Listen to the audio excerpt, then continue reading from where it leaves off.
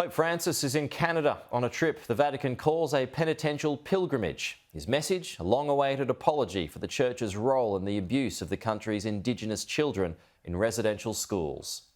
It is a papal trip like no other, one that will see Pope Francis humble himself on behalf of the Catholic Church and apologize to Canada's Indigenous peoples for years of abuse and harm. Only months ago, few could imagine his journey here, one the Pope is calling a journey of penance for what a Canadian National Commission says was cultural genocide. At least 150,000 Indigenous children separated from their families and forced to attend residential institutions where thousands endured physical, sexual, and emotional abuse from priests, nuns, and school staff. Kneel down the way you made us kneel down as little kids and ask for that forgiveness. Victoria McIntosh was taken from her family at the age of 4. My grands made this for me. This was the coat she says she wore when her mom dropped her off at a Catholic institution in Manitoba in the 1960s. That nun took it off of me and threw it at my mom.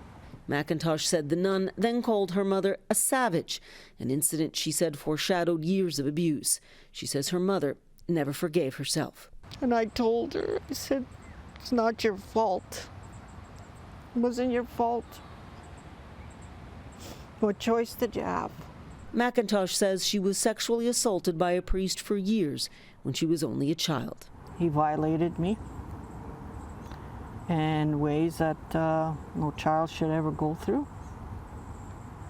And I would break down and I would cry thinking about it, what he'd done. And I wonder why. What did I do to you? McIntosh says that priest was 92-year-old Arthur Massey. It was only in June when he was charged with indecent assault. He has not entered a plea.